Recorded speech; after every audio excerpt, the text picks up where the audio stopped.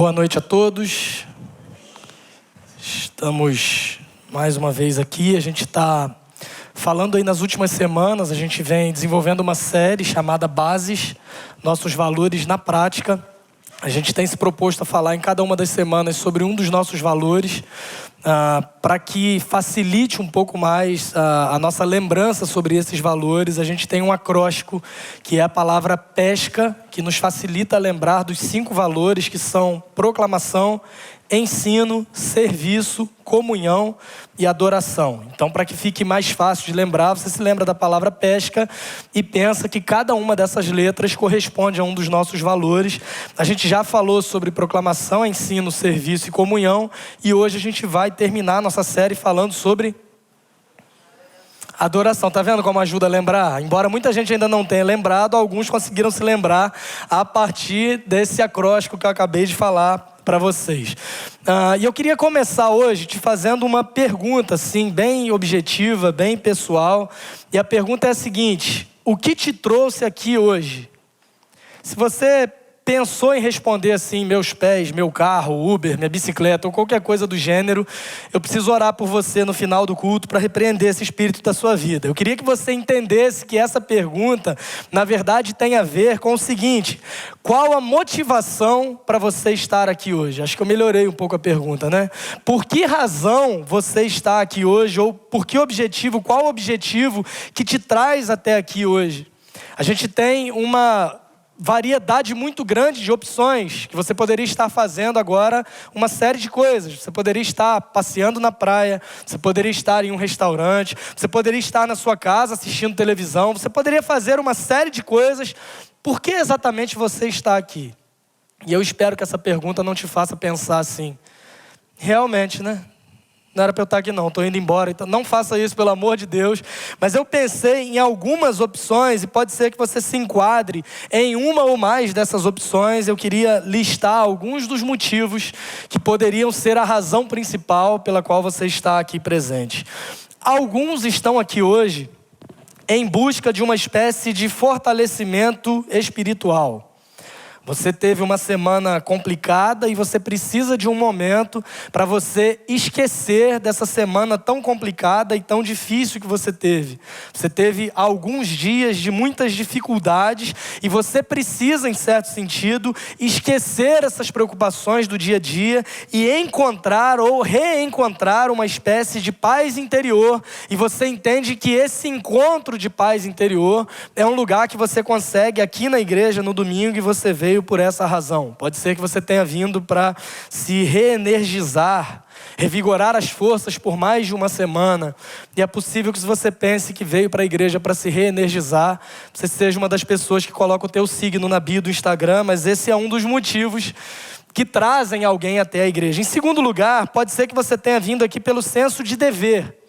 Ah, pastor, se eu não vou na igreja num domingo, parece que falta alguma coisa na minha semana. Parece que nem é domingo, porque o que caracteriza para mim um dia de domingo, não tem aquele negócio da gente falar assim: hoje está com cara de sábado, hoje está com cara de sexta, hoje está com cara de domingo. E por vezes, o que faz um dia ter cara de domingo é exatamente o fato de ir na igreja. Então eu estou aqui por um senso de dever. Outros poderiam dizer que estão aqui pelo senso de comunidade, porque é bom pertencer a algo maior do que nós, é bom pertencer a uma comunidade de pessoas com interesses em comum, e por isso eu estou na igreja. Talvez a razão principal que te trouxe aqui seja: pastor, eu vim na igreja porque a minha vida está bagunçada, eu não sei bem o que fazer dela, mas eu preciso, em certo sentido, ganhar pontos com Deus, e a maneira que eu aprendi que é mais fácil e prática de ganhar pontos com Deus é indo na igreja.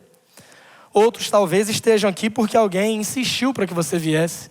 Você tem um amigo crente muito chato que ficou te convidando várias vezes e você pensou: eu acho que a única forma dessa pessoa parar de me perturbar é atender ao convite dela e ir na igreja, então por isso que eu estou aqui. Outros porque não foram simplesmente convidados, mas foram, em certo sentido, obrigados a estarem aqui. Se você é um homem casado, aliás, é provável que a tua esposa tenha escolhido até a sua roupa para você estar aqui, e você simplesmente disse: eu não sei, a gente foi saindo de casa, simplesmente vindo, e quando eu percebi, eu estava aqui sentado, escutando, e é por esse motivo que eu estou aqui.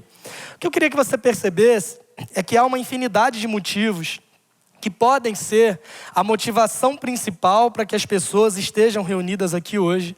Mas hoje eu queria falar sobre o que deveria ser o motivo principal, embora alguns dos motivos citados antes sejam até motivos nobres em certo sentido, mas a razão principal pela qual você deveria estar aqui deveria ser adorar a Deus. A palavra adorar, ela perdeu um pouco de significado na nossa língua, e é provável que você até mesmo utilize essa palavra ou conjugue esse verbo adorar para se referir a coisas que são, em certo sentido, banais, irrelevantes, sem importância. Pode ser, inclusive, que você tenha na tua família alguém, do mesmo modo que eu tenho na minha família a minha avó, que quando ouve a gente falar sobre isso, e você diz para ela algo do tipo: vó, eu adoro sorvete. A resposta imediata dela é: todo mundo conhece a minha avó, né? Então, adorar somente a Deus. Todo mundo tem alguém assim na família. Ou pode ser que você seja essa pessoa da família, inclusive. Que alguém fale assim: eu adoro sorvete. E você diz: adorar somente a Deus. Mas eu adoro feijão. Adorar somente a Deus. Eu não estou criticando o uso dessa palavra para essa finalidade, porque é normal que as palavras, com o passar do tempo, elas adquiram significados distintos. Mas é fundamental que a gente se entenda que, especialmente quando nós olhamos para as Escrituras, a palavra adorar tem um significado muito mais amplo do que esse adorar que nós usamos com facilidade no dia a dia para dizer que nós adoramos um sorvete. É óbvio para todo mundo, menos para minha avó, que quando eu digo que eu adoro sorvete, eu não vou colocar um pote de sorvete no chão, me ajoelhar diante dele e ficar pedindo para o napolitano transformar a minha vida. Não é esse o objetivo. É muito claro que quando eu uso a expressão adoro sorvete, significa que eu gosto muito. É algo que me agrada. Então é nesse sentido que nós usamos a palavra, mas quando nós olhamos para as Escrituras e nós percebemos o que a Bíblia chama de adoração, é algo muito mais profundo do que uma leve afeição ou preferência que nós temos por algo como um sorvete, um feijão ou qualquer outra coisa que você queira gostar. Outro ponto fundamental de nós entendermos antes de partirmos para o texto bíblico é que quando a Bíblia fala sobre adoração, isso não está relacionado simplesmente com músicas, com canções. Quando nós falamos e utilizamos essa expressão adoração, adorar a Deus, normalmente a nossa mente já é formatada para pensar num período de louvor no culto. Num período onde a gente se dedica para ouvir músicas, para cantar músicas, e isso é também adoração, mas a adoração não é somente relacionada a músicas. Adorar é reconhecer a grandeza de alguém em relação a nós mesmos. Adorar é compreender que há algo ou alguém maior do que nós, reconhecermos a relevância e a grandeza desse algo ou alguém maior do que nós, e por reconhecermos isso, nós nos rendemos e nos prostramos a essa pessoa ou a esse objeto, no caso de pessoas que adoram determinadas coisas. Então, quando nós partimos desse pressuposto, a gente compreende de imediato que quando nós falamos em adoração, isso não está restrito ao templo, ou ao auditório de um hotel, aqui no nosso caso. Isso não está restrito a um dia da semana apenas, como nós nos reunimos aqui no domingo, e isso não está restrito aos momentos que nós nos dedicamos ao culto público. É importante a gente saber e é importante a gente frisar que o fato de adoração não se restringir ao domingo, a esse local, ao culto público, não significa que nós não devemos adorar nesse local, nesse dia, na reunião do povo de Deus. Essa adoração é extremamente importante, mas dizer que a adoração não se limita a esses dias e horários, significa que a adoração ela também ocorre aqui, mas a adoração não é somente aqui. Dito isso, eu te convido ao texto bíblico do Evangelho de João, capítulo 4. É um dos capítulos em toda a Bíblia que trazem mais informações e afirmações sobre o que é adoração bíblica. E é sobre isso que eu queria conversar com você, partindo desses pressupostos do que é adoração. João capítulo 4, versos 19 a 24. Se você puder, mantenha, por favor, a sua Bíblia aberta. A gente vai ler esses versos a princípio, mas a gente vai percorrer todo esse capítulo no decorrer da pregação. João capítulo 4, versos 19 a 24. Hoje eu tenho o privilégio grande de pregar usando a Bíblia do Flávio. Então, se tudo der certo, é por conta disso. Se alguma coisa der errado, também é por conta disso. João capítulo 4, versos 19 a 24. O texto diz o seguinte: disse a mulher: Senhor, vejo que é profeta. Nossos antepassados adoraram nesse monte, mas vocês, judeus, dizem que Jerusalém é o lugar onde se deve adorar. Jesus declarou: creia em mim, mulher. Está próxima a hora em que vocês não adorarão o Pai nem nesse monte, nem em Jerusalém. Vocês, samaritanos, adoram o que não conhecem. Nós adoramos o que conhecemos, pois a salvação vem dos judeus. No entanto, está chegando a hora, e de fato já chegou, em que os verdadeiros adoradores adorarão o Pai em espírito e em verdade. São estes os adoradores que o Pai procura. Deus é espírito e é necessário que os seus adoradores o adorem em espírito e em verdade. Vamos orar? Senhor, obrigado. Obrigado pela tua palavra lida. A gente pede que o Senhor fale conosco sobre esse tema da adoração, nos faça compreender as verdades sobre a adoração na tua palavra e nos transforme também pelo teu Espírito Santo, a fim de que a gente seja capacitado pelo Senhor mesmo a colocarmos em prática essas verdades que surgem e que brotam da tua palavra. Pedimos que seja assim, pedimos que o Senhor fale conosco, nós oramos assim no nome de Jesus. Amém. Esse texto que nós lemos, esse trecho, ele é parte de um diálogo que é narrado por todo o capítulo 4 do Evangelho de João. Jesus, ele se encontra com uma mulher samaritana junto a um poço. Essa mulher estava tirando água, ela estava ali no horário de meio-dia, não era um horário comum para mulheres tirarem água, porque era o horário onde o sol estava mais intenso. Normalmente as mulheres iam no fim da tarde, mas essa mulher tinha um histórico de vida meio complicado. Ela já tinha se casado 5 vezes e ela morava agora com outro homem que não era o marido dela. Ela tinha todo esse histórico, uma mulher com uma história assim de casamentos tão grande que a Gretchen falou para ela: eu acho que você está exagerando, pisa no freio, eu acho que você está indo longe demais. É sobre essa mulher que nós estamos falando. Jesus inicia então esse diálogo com essa mulher, e só o fato de começar uma conversa com essa mulher já elimina algumas barreiras de comunicação. Por exemplo, a primeira barreira que a gente pode destacar, que Jesus destrói por completo ao referir-se a essa mulher, ao conversar com ela, ao dialogar com ela, é a barreira étnica.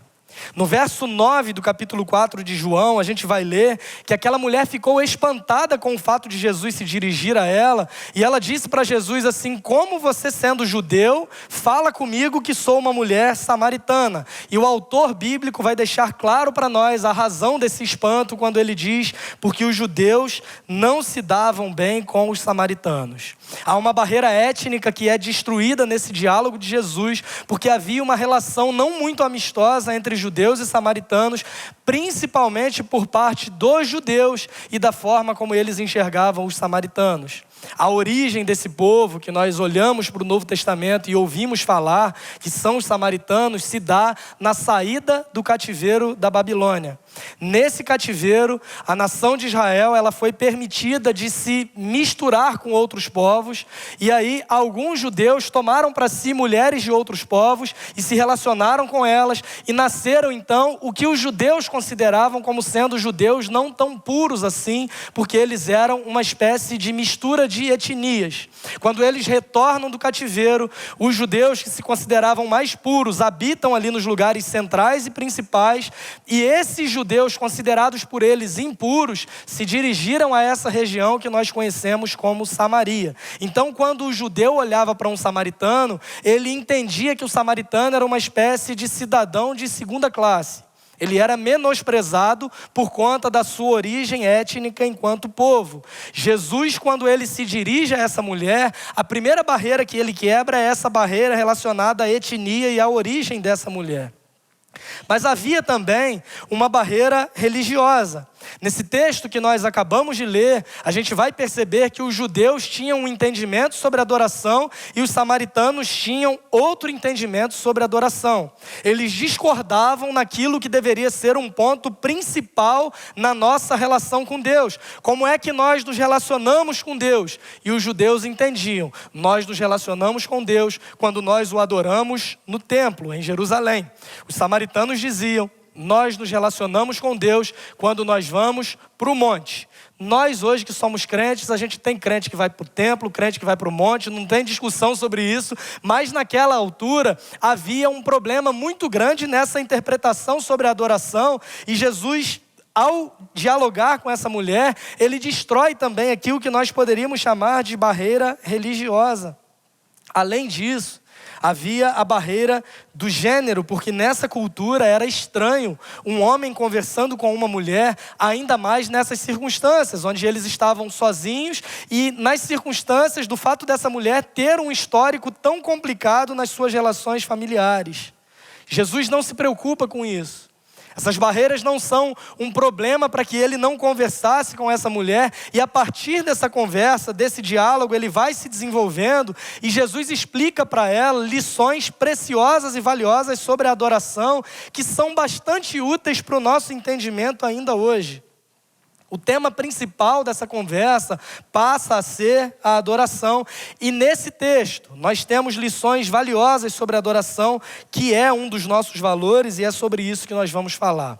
A primeira coisa que nós percebemos sobre a adoração, olhando para esse texto, está nos versos 19 e 20. A gente leu essa parte que diz o seguinte: disse a mulher, Senhor, vejo que é profeta. Nossos antepassados adoraram nesse monte, mas vocês, judeus, dizem que Jerusalém é o lugar onde se deve adorar. A primeira coisa que nós precisamos compreender é que se o conceito de adoração que as Escrituras trazem é o conceito de reconhecer a grandeza de alguém e me submeter a esse alguém que é maior do que eu, a primeira coisa que a gente tem que entender é que a adoração não é uma iniciativa nossa, mas a adoração é uma resposta. A adoração é uma resposta à compreensão que eu tenho sobre Deus. Então, a gente percebe que a adoração não é algo que parte de nós. Se adorar é reconhecer a grandeza de alguém, adorar é, em certo sentido, responder às percepções e compreensões que eu tenho sobre esse alguém.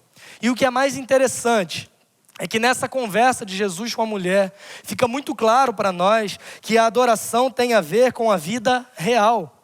Jesus não está falando para ela sobre como deve ser o culto, o estilo de culto, que tipo de música, quantas músicas, qual o tempo da pregação, qual o tempo das músicas. Não, a conversa de Jesus está no nível das relações dessa mulher. A conversa de Jesus está no nível de vida dessa mulher, de uma busca que ela tinha, a ponto de Jesus dizer para ela o seguinte: olha, a água que você está pegando aí, se você beber, você vai voltar a ter sede, mas eu estou falando contigo sobre uma água que se você beber, você jamais voltará a ter sede. Ele está falando de uma necessidade muito mais profunda do que uma necessidade física. Ele está falando de uma realidade muito maior, muito mais abrangente, de uma adoração que tem a ver com todos os aspectos da vida de uma pessoa. E essa mulher, à medida que ela vai conversando com Jesus, ela confessa o seu estilo de vida pecaminoso, e é dela que parte essa pergunta sobre esse tema da adoração. Quando a gente fala que a adoração ela tem a ver com a vida e com todas as áreas da nossa vida, isso nos leva à conclusão de que todos nós, independente do nosso passado, da nossa origem, de quem nós sejamos, todos nós adoramos alguém ou alguma coisa. Mesmo que você diga não crer em Deus, existe algo na tua vida que com toda certeza você reconhece que é maior do que você mesmo e você se rende, se prostra e vive toda a tua vida em função daquilo que você adora. Tem um livro, inclusive, que se chama Você se torna aquilo que você adora. E é fato que todos nós adoramos alguma coisa. Eu queria ler com você do verso 4 ao 19, porque nesse desenvolvimento do diálogo de Jesus com essa mulher, algumas informações importantes elas são trazidas para nós, que nos levam a pensar sobre o porquê da dúvida dessa mulher. E no verso 4 vai dizer o seguinte: era necessário passar por Samaria. Assim, chegou a uma cidade de Samaria chamada Sicar, perto das terras que Jacó dera a seu filho José. Havia ali o poço de Jacó. Jesus, cansado da viagem, sentou-se à beira do poço. Isso se deu por volta do meio-dia. Nisso veio uma mulher samaritana tirar água. Disse-lhe Jesus: dê-me um pouco de água. Os seus discípulos tinham ido à cidade comprar comida. A mulher samaritana lhe perguntou: como o Senhor, sendo judeu, pede a mim, uma samaritana, água para beber? Pois os judeus não se dão bem com os samaritanos. Jesus lhe respondeu: se você conhecesse o dom de Deus e quem está pedindo água, você lhe teria pedido e dele receberia água viva. Disse a mulher: o Senhor não tem com que tirar a água e o poço é fundo. Onde pode conseguir essa água viva? Acaso o Senhor é maior do que o nosso pai Jacó, que nos deu o poço, do qual ele mesmo bebeu, bem como seus filhos e seu gado? Jesus respondeu: quem beber dessa água terá sede outra vez, mas quem beber da água que eu lhe der, nunca mais terá sede. Ao contrário, a água que eu lhe der se tornará nele uma fonte de água a jorrar para a vida eterna. A mulher lhe disse: Senhor, dê-me dessa água, para que eu não tenha mais sede, nem precise voltar aqui para tirar água. Ela não tinha entendido ainda. Para ela era uma fonte que Jesus a daria, ela não precisaria voltar mais para buscar essa água, mas Jesus está falando de uma água viva, de uma realidade muito maior. Alguns de vocês na ilha, no passeio, conheceram água viva lá, né, que ficaram reclamando. Não é também sobre esse tipo de água viva que nós estamos falando. E o diálogo continua. E Jesus diz para ela no verso 16: vá, chame o seu marido e volte. Não tenho marido, respondeu ela. Disse-lhe Jesus: você falou corretamente dizendo que não tem marido. O fato é que você já teve 5 e o homem com quem agora vive não é seu marido. O que você acabou de dizer é verdade. E aí nós chegamos a esse texto que nós lemos, onde ela diz: Senhor, eu vejo que o Senhor é profeta. E logo em seguida ela pergunta a Jesus sobre a adoração. É possível que essas perguntas da mulher sejam uma tentativa de redirecionar a conversa que não estava tão confortável assim para ela. Jesus estava falando de uma realidade de vida complicada que ela tinha. É possível que ela tenha tentado mudar de assunto, sabe? Quando a gente faz isso, a conversa está ficando desconfortável, a gente vai do nada e fala assim: e o Botafogo? Para deixar o botafoguense desconfortável, sabe? Quando a gente vai mudando o assunto da conversa e tentando dominar o rumo dela, é possível que essa mulher tenha feito isso, mas é possível também que a sua convicção em perceber que Jesus é um profeta tenha levantado essas dúvidas nessa mulher e tenha feito com que ela percebesse que as suas principais dúvidas na sua relação com Deus poderiam ser respondidas por esse homem que ela tinha acabado de afirmar que era um profeta. Percebendo quem Jesus é, era natural que ela fizesse a suposição de que ele pudesse ajudá-la a compreender quando, onde e como ela deveria adorar a Deus. A adoração é uma resposta à compreensão que nós temos de Deus. O diálogo ele segue acontecendo e com essa continuação a gente vai percebendo outro fato interessante. Ela faz essa pergunta. No verso 21, Jesus diz para ela o seguinte: creia em mim, mulher. Está próxima a hora em que vocês não adorarão o Pai, nem nesse monte, nem em Jerusalém. Se a preocupação dela era: eu devo adorar em Jerusalém ou no monte, Jesus está dizendo: vai chegar uma hora em que vocês vão adorar a Deus nem no monte, nem em Jerusalém. Com essas palavras, Jesus está deixando muito claro para essa mulher e também para nós que a adoração ela não se limita a um local específico.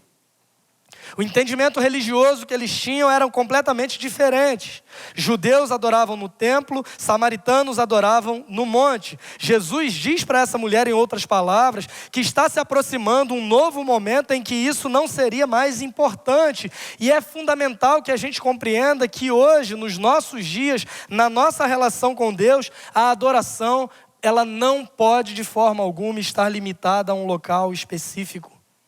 Se nós limitamos a nossa adoração a um lugar específico, se a minha adoração está limitada a esse espaço geográfico, o teu senso de compromisso enquanto adorador acaba quando você sai daquele lugar. Porque se a adoração para você é no ambiente da igreja, em todos os demais ambientes você não se sente responsável ou não sente-se com esse senso de adorador. Por isso que a gente tem algumas crises éticas no Brasil, quando a gente olha o número de evangélicos crescendo o tempo todo, E deveria ser natural que com esse crescimento do número de evangélicos, o país experimentasse uma transformação em todas as esferas da sociedade. Mas a gente percebe que ao mesmo tempo que cresce o número de evangélicos, cresce também a desigualdade, os problemas, enfim, tantas outras coisas e tantas outras mazelas da sociedade crescem ao mesmo tempo, e isso é uma espécie de contrassenso. Por que isso acontece? Por que à medida que o evangelho cresce, esses problemas eles não vão diminuindo também? E é muito provável que uma das razões para isso seja essa compreensão de que a adoração, de que o meu compromisso enquanto cristão está limitado tão somente a um lugar geográfico ou a um dia da semana. E aí, quando eu vou para a igreja, eu me entendo como um adorador, eu fecho os meus olhos, eu levanto as minhas mãos, mas nos outros 6 dias da semana eu simplesmente vivo como se Deus não existisse. Há um problema muito maior por trás de nós pensarmos que a adoração ela se limita a um local ou simplesmente a um dia da semana. É por causa disso, é por causa desse evangelho, é por causa desse cristianismo onde se diferencia teoria de prática, é por causa desse evangelho onde é possível que eu seja cristão na igreja, mas não cristão em outros lugares, onde eu separo um dia para Deus quando eu separo, e nos outros 6 eu vivo para mim mesmo e para os meus próprios prazeres. É por causa disso que nós não percebemos a sociedade sendo transformada à medida que o número de evangélicos vai crescendo. Pessoas não estão necessariamente se convertendo. Pessoas estão aderindo a um novo movimento religioso. Por isso é tão importante o que está por trás dessas palavras de Jesus. Jesus não está dizendo para ela, bom, independente do lugar, separa o tempo para cantar umas musiquinhas aí. Não, tem muito mais a ver com, se não há um lugar específico definido para isso, onde você estiver, você deve adorar a Deus, inclusive na igreja. Irmãos, a compreensão que nós temos a partir do Novo Testamento nos leva à conclusão de que não existe um lugar mais sagrado do que o outro, porque a presença de Deus está em todos os lugares e sobre todos os lugares Jesus Cristo é Senhor. Eu fiz parte de uma igreja que deu um problema grande uma vez, que o pastor emprestou o templo para fazer uma festa de aniversário e colocaram a mesa do bolo num lugar que eles chamavam de altar. E o pessoal achou um absurdo. Um local separado para pregação e exposição da palavra de Deus ser um local onde se coloca uma mesa de bolo de aniversário.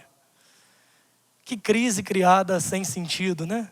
Aqui, graças a Deus, a gente não tem esse problema porque o espaço não é nosso. Então é provável que você passe aqui durante a semana, já teve curso de drone, e aí você pode interpretar como você quiser. Já teve eventos que não vale a pena nem mencionar que aconteceram aqui nesse espaço.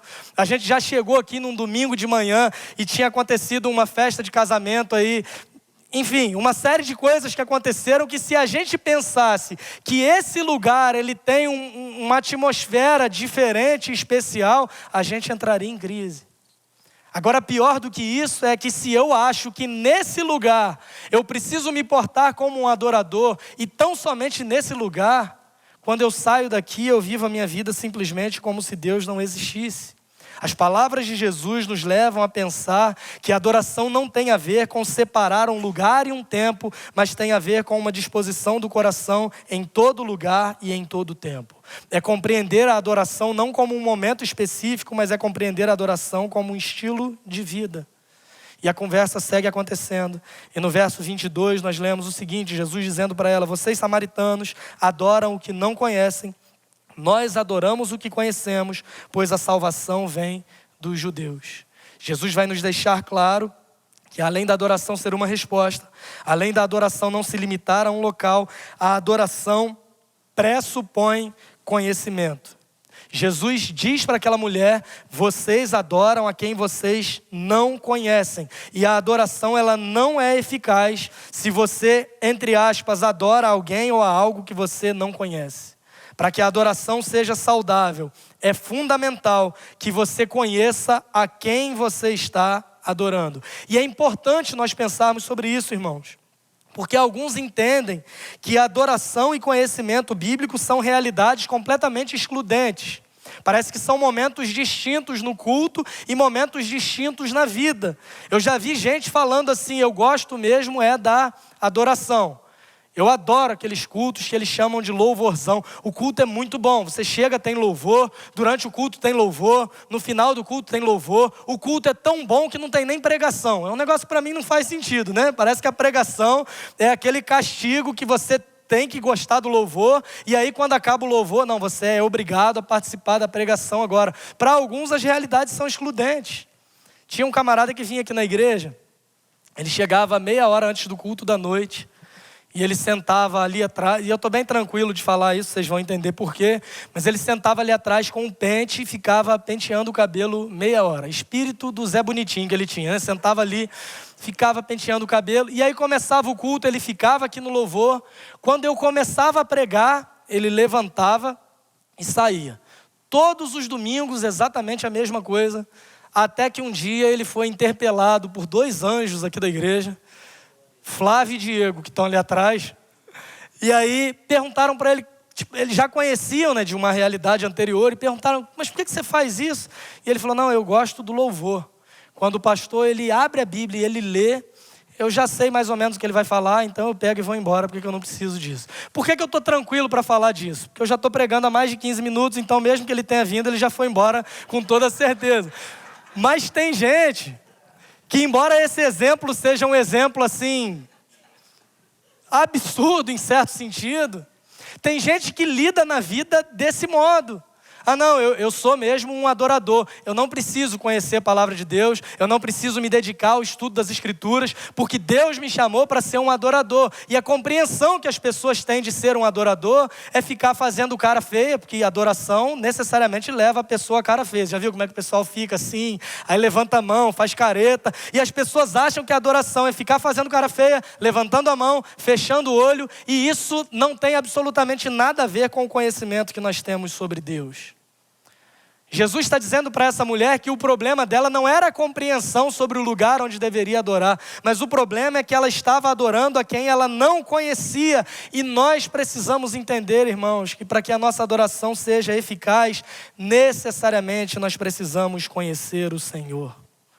Conhecimento de Deus e adoração bíblica são realidades complementares, porque quanto mais eu conheço o Senhor, mais eu sou capaz de adorá-lo, e quanto mais eu adoro o Senhor, mais eu quero conhecê-lo.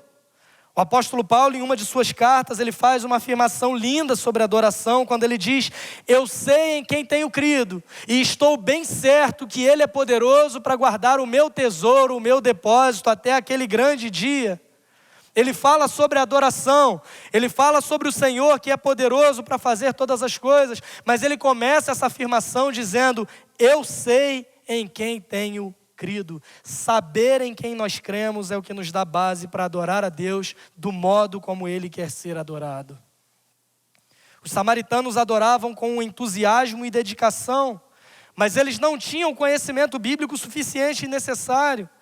Eles defendiam apenas os 5 primeiros livros da Bíblia como palavra de Deus e rejeitavam os livros históricos, rejeitavam os profetas, mas para eles a adoração deles era mais valiosa porque eles empreendiam esforços para isso. Imagina o pensamento dos samaritanos, tenta imaginar com a cabeça de hoje, que absurdo. Eles achavam que pelo fato de a adoração deles exigir algum esforço, como subir no monte para adorar a Deus, eles mereciam um favor maior de Deus porque eles subiam no monte. Olha que negócio absurdo pensar, né? Imagina hoje se nos nossos dias a gente visse crente achando que uma oração no monte ela é mais poderosa do que uma oração onde você faz em qualquer outro lugar. Seria um absurdo, não seria? Infelizmente essa realidade não é muito distante assim do que a gente pode perceber. A adoração dos samaritanos envolvia esse empreender de dedicação, esforço e entusiasmo. E eles acreditavam merecer mais de Deus porque eles se esforçavam para isso. É como se um crente dissesse, por exemplo, que você precisa se esforçar e a tua oração de madrugada ela vai ser ouvida de forma mais eficaz por Deus, porque você se sacrificou para isso.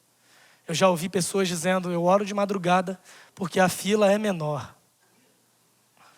E aí eu fico pensando que os nossos irmãos do Japão, que estão acordados enquanto a gente está dormindo, não estão orando. Porque se a fila é menor de madrugada, eles estão de dia lá e não estão orando. Isso não faz o menor sentido. Note que não há o menor problema em você ir orar no monte.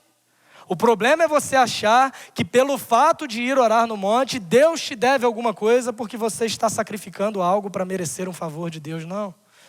Se você entende que lá é o melhor lugar para você orar, porque é um lugar tranquilo, porque é um lugar onde você fica sossegado, onde você consegue se concentrar, só cuidado, que eu vi um vídeo de um irmão orando no monte, veio um boi na direção dele, acabou a unção rapidinho. Não sei se vocês já viram isso.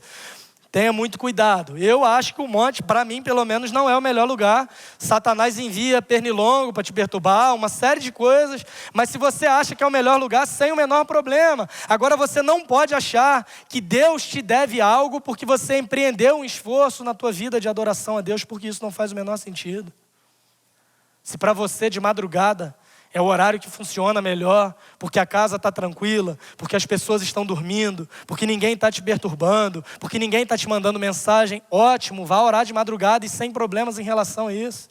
Agora o problema é quando eu acho que o meu esforço compra o favor de Deus em minha direção, porque isso não faz o menor sentido. Por isso que é fundamental que a gente entenda que a adoração pressupõe esse conhecimento sobre quem Deus é.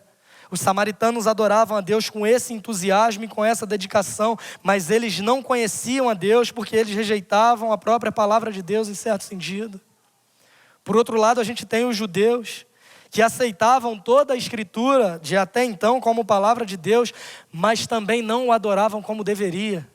O profeta Isaías vai dizer: esse povo me honra com os lábios, mas o seu coração está distante de mim. Outros profetas, não me recordo exatamente quem, mas vai dizer que o povo perece por falta de conhecimento. Vocês erram porque não conhecem a Escritura, nem o poder de Deus. Enfim, a gente vê isso por todas as Escrituras, esse censurar. O próprio Jesus, lidando com fariseus, lidando com os religiosos, ele vai censurá-los o tempo todo porque eles criam na palavra de Deus em certo sentido. Eles conheciam a lei, eles conheciam as Escrituras, mas esse conhecimento não era transformado numa adoração prática. A gente pode dizer em certo sentido que os samaritanos adoravam em espírito, entre aspas, com dedicação, com esforço, com afeições, com entusiasmo. E os judeus adoravam, entre aspas, também em verdade, porque eles conheciam o Senhor. Mas esse diálogo segue para nos mostrar que nós não podemos escolher uma das duas opções, porque uma adoração saudável é em espírito e em verdade. Não é em espírito ou em verdade, mas as duas realidades são necessárias, porque a adoração tem a ver com a atitude do coração, versos 23 e 24. No entanto, está chegando a hora, e de fato já chegou, em que os verdadeiros adoradores adorarão o Pai em espírito e em verdade. São estes os adoradores que o Pai procura. Deus é espírito e é necessário que os seus adoradores o adorem em espírito e em verdade. No verso 21, Jesus tinha dito que estava próxima a hora em que eles não adorariam nem em Jerusalém, nem no monte. Agora Jesus diz para essa mulher: vem a hora e já chegou. E ele fala agora sobre uma nova forma de adoração sendo estabelecida. Antes, poderia até haver razões para conjecturas sobre o local de adoração, mas agora não mais. Jesus está deixando claro para aquela mulher que uma nova ordem, uma nova era, um novo tempo está sendo inaugurado. E nova era, obviamente, eu estou falando sobre um novo tempo. Você que é cristão há mais tempo e cresceu na igreja, pode ser que você tenha trauma com esses termos, mas eu não estou falando sobre isso. Eu descobri hoje, aliás, que eu fui uma vez, quando criança, para um circo escondido, porque o pessoal da igreja que a gente era achava que era pecado. Então, minha mãe, com toda a sabedoria, a mesma sabedoria da mãe de Moisés, que escondeu ele num cesto, ela escondeu a gente na outra rua. Entramos num ônibus e fomos para um circo, porque era pecado, e naquela época tinha esse entendimento negativo, e tudo era nova era, e rodava o disco da Xuxa ao contrário, tocava Sabor de Mel, tinha um monte de negócio que o pessoal falava, não tem a ver sobre isso, tá? Eu estou falando sobre um novo tempo que está sendo inaugurado. Jesus fala: vem a hora e já chegou, em que os verdadeiros adoradores adorarão o Pai em espírito e em verdade. Agora, o que mudou necessariamente? Que hora é essa a qual Jesus se refere? Ele está falando sobre a sua missão, porque quando ele morre na cruz, o véu do templo que simbolizava essa separação entre Deus e os homens, ele é rasgado de cima a baixo, e de forma definitiva, o conceito e a prática sobre adoração são totalmente transformados. A partir da morte de Jesus, não é mais necessário um ritual, porque o seu sacrifício é único e suficiente. A partir da morte de Jesus, não é necessário mais um intermediário na nossa adoração, porque Ele mesmo é o nosso sumo sacerdote perfeito, estabelecido para todo sempre. A partir da morte de Jesus, Ele é de fato, para toda a eternidade, o único mediador entre Deus e os homens, e agora Ele inaugura para nós um novo e vivo caminho pelo qual nós podemos entrar com ousadia e intrepidez, e esse novo e vivo caminho Ele nos garante por meio da sua morte e da sua ressurreição. O que fez então com que a ideia sobre a adoração, com que a compreensão sobre a adoração fosse transformada de forma definitiva? O Evangelho. O que Jesus fez por nós.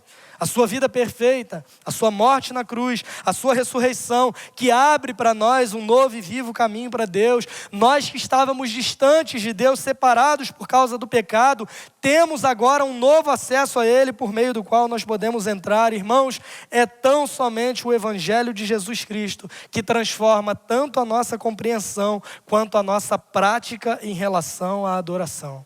Isso nos leva a concluir que não tem tanto a ver com o onde, não tem tanto a ver com o quando, mas tem muito mais a ver com o como adoramos a Deus. Porque se nós o adoramos corretamente, não o faremos por meio de sentimentalismo barato ou emoções vazias. Se nós adoramos a Deus, não o faremos sem o conhecimento da palavra de Deus, mas também não faremos isso de modo mecânico, sem expressar os nossos corações e sem expressar a nossa gratidão ao Deus que nos escolheu para sermos seu povo, apesar de sermos pecadores.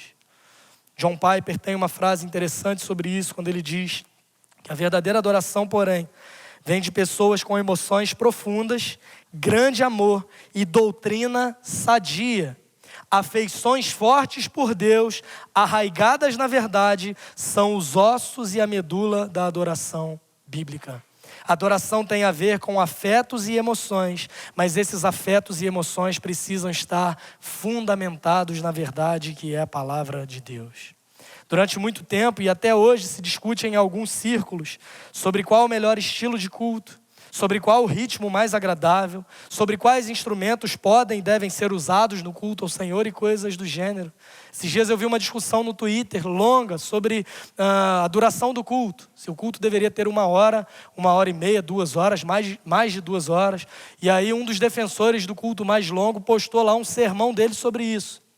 E aí eu cliquei no link, um vídeo do YouTube de 1h40 e eu entendi por que ele defendia um culto mais longo. Porque se o sermão do cara dura 1h40 e eu comecei a assistir assim, não fui muito adiante, porque era um sermão espada. Não sei se vocês já ouviram falar sobre o sermão espada, que é aquele que é longo e chato. E foi isso que estava acontecendo mais ou menos, mas as pessoas discutindo por elementos absolutamente secundários. Uma adoração centrada no Evangelho, irmãos, nos mostra que o lugar e a forma não são a questão mais importante na adoração, mas é a disposição do nosso coração em reconhecermos quem o Senhor é, em reconhecermos quem nós somos. E quando nós comparamos a discrepância que há entre essas duas realidades, não tem uma outra forma de nós nos portarmos, senão nos rendendo a Ele totalmente e reconhecendo a grandeza dEle em relação a quem Ele é, em relação a nós também. Esses temas, aliás, podem desviar a questão do foco principal, que é o coração do adorador, que deve estar saciado e satisfeito em Deus. Verdadeiros adoradores respondem ao que Cristo fez. Verdadeiros adoradores buscam conhecer a Deus em Cristo, conforme a revelação das Escrituras, e dedicam-se em adorar em espírito e em verdade, em todos os lugares e em todo o tempo, incluindo os domingos, incluindo nesse lugar aqui que nós nos reunimos como povo de Deus. E o texto segue. E a partir do verso 25 e nessa continuação, nós aprendemos também que a adoração eficaz, ela leva à missão. A partir do verso 25, a gente vai perceber que essa mulher sai dali, ela volta para sua cidade, ela conta para o seu povo sobre o que tinha acontecido e ela levanta uma questão quando ela diz para o povo o seguinte: será que esse homem não é o Cristo? O Messias, o ungido de Deus, o prometido? Aquele que a gente aguarda há tanto tempo, será que esse homem não é essa pessoa? E gera esse questionamento e essa dúvida faz com que as pessoas a acompanhem e ela volta para lá. E o texto vai dizer no verso 39 que muitos samaritanos creram por causa do testemunho daquela mulher. porque ela compreendeu o que é adoração. Imediatamente ela saiu para proclamar o evangelho. E aqui é um ponto importante, porque a gente compreende que os nossos valores, eles não têm uma ordem de importância, de relevância, ou nos leva à compreensão de que os nossos valores não são realidades que estão desconectadas. Mas a gente percebe que uma verdadeira adoração leva necessariamente ao primeiro dos tópicos, que é a proclamação, nosso primeiro valor. As pessoas que ouvem o evangelho a partir da proclamação, naturalmente elas são ensinadas. A grande comissão fala sobre isso. Vão, façam discípulos de todas as nações, batizando-os em nome do Pai, do Filho e do Espírito Santo, ensinando-os a guardar a todas as coisas que eu vos tenho ordenado. Essas pessoas que são ensinadas, elas demonstram o que aprenderam por meio das suas relações na igreja. Como que isso é feito? Através do serviço e através da comunhão. E a celebração de todo esse processo se dá por meio da verdadeira adoração, que leva à proclamação, ao ensino, e esse é um processo contínuo e que nunca tem fim. Eu oro para que nós estejamos comprometidos com esses valores, irmãos, para a glória de Deus. Uma adoração eficaz, uma adoração verdadeira, que tem muito mais a ver com a compreensão que temos sobre Deus e como isso gera em nós esse senso e esse dever de proclamarmos o evangelho. Chega de fecharmos os olhos na hora da música aqui na igreja e fecharmos também os olhos para a necessidade de um mundo que está perdido e distante de Deus. A adoração verdadeira e centrada no evangelho nos leva necessariamente à missão, e essa mulher, com uma origem que era discriminada por ela, com um passado de vida tão complicado, ela teve essa compreensão. O próprio Jesus se revela a ela dizendo: eu sou o Messias, e a partir da compreensão que ela tem sobre Deus, ela tem todas as suas dúvidas sobre adoração sanadas. Esse diálogo nos ajuda a sanar as nossas dúvidas sobre adoração, e ela imediatamente se envolve no compromisso de anunciar o evangelho. Eu quero concluir com algumas dicas práticas e algumas sugestões sobre adoração, tanto essa adoração como estilo de vida, quanto a adoração comunitária, que é o que nós fazemos em um culto como hoje.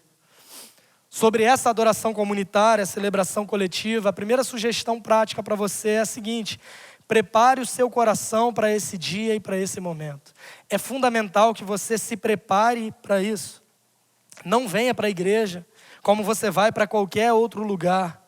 Separe um tempo para orar sobre o culto. Separe um tempo para expressar a Deus a sua gratidão pelo privilégio de estarmos aqui. E se prepare para esse momento da adoração. Não viva a vida no automático. Adoração a Deus não tem a ver com aquele louvor: deixa a vida me levar, a vida leva eu. Não, você precisa se preparar para isso. Você precisa se dedicar a isso. Sendo ainda mais prático, beba a tua água antes do culto, ou traga uma garrafinha para ficar bebendo aqui dentro e não ficar saindo toda hora. Sendo ainda mais prático, vá ao banheiro antes do culto para não ficar se levantando durante esse momento. Agora, é óbvio que existem emergências. Esses dias eu estava pregando aqui, uma menina passou mal e vomitou. A pregação estava tão boa que ela vomitou durante a pregação. É uma emergência, não tem como a gente fazer alguma coisa em relação a isso. Outro dia eu pregando, o cara estava dormindo lá no final. Eu pedi um diácono para acordá-lo, o diácono falou: eu não, você que fez ele dormir, você que o acorde agora. Isso, não é sobre isso que eu estou falando. Emergências acontecem, é óbvio, mas é fundamental que você se prepare para esse tempo que é tão importante. Ah, pastor, agora eu não consigo ficar 1h20, 1h30 sem ir no banheiro todos os domingos. Você pode sentar mais perto da porta, mas eu tenho 2 sugestões para você. A primeira, procure um urologista. A segunda, sessão do descarrego, se o urologista não funcionar, porque não é possível. Óbvio que emergências acontecem, mas tem gente que tem emergência todas as semanas acontecendo a mesma coisa. Prepare-se para esse dia e para esse momento, porque isso é fundamental. E às vezes a gente perde o foco daquilo que é mais importante. Segundo lugar, sobre adoração como estilo de vida, estabeleça uma rotina diária para exercícios espirituais. Você precisa conhecer a Deus, você precisa adorá-lo. Leia a Bíblia e ore todos os dias, porque isso é vital para a vida cristã. Não é só no domingo, não é só no grupo pequeno. O grupo pequeno está de férias há 2 meses e é provável que alguns irmãos aqui da igreja estejam há 2 meses sem ler a Bíblia, talvez. Mas lê no momento do culto e acha que isso é suficiente. Não, não é. É fundamental para a sua caminhada você se dedicar ao conhecimento de Deus e ser disciplinado para isso. Porque às vezes não dá vontade mesmo. Eu tenho muita inveja, entre aspas, daqueles pastores e aqueles irmãos que falam assim, eu já acordo com vontade de orar, de buscar a Deus. Eu não acordo com essa vontade na maioria das vezes. É algo que exige disciplina, é algo que exige dedicação, porque a nossa carne compete o tempo todo para buscar motivação, alegria em qualquer outro lugar, e a gente precisa entender que isso é fundamental para a nossa caminhada. A vida cristã precisa ser prioridade para nós. Outros compromissos surgem, outras demandas acontecem o tempo todo, mas nós precisamos enxergar isso como prioridade. Mesmo quando você não quer, mesmo quando você não está afim. Você vai trabalhar, não vai? Ou você está afim de trabalhar todos os dias? Você acorda todos os dias com aquela alegria assim, hoje eu vou para o meu trabalho, graças a Deus, glória a Deus por isso, por causa do meu trabalho. Tem dias que a gente acorda assim, tem dias que eu acordo assim, e aí me lembro que eu trabalho com Flávio e Pablo, a alegria vai embora rapidinho e eu venho assim mesmo. Porque a gente precisa, porque a gente entende que a gente depende, que aquilo é fundamental para nós. Então nós não condicionamos o que é prioridade às nossas vontades e aos nossos desejos, mas nós entendemos que aquilo é fundamental. Por que a gente não age do mesmo modo na nossa relação com Deus? A gente precisa entender que uma rotina precisa ser estabelecida para os nossos exercícios espirituais.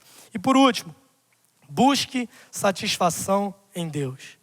Nós somos tentados a buscar satisfação em muitas outras coisas e temos muitas opções hoje em dia. TV, internet, relacionamentos, trabalho, comida, bebida, entretenimento. Não sei se você sabe, mas o Davi atendeu o Big Fone agora à tarde.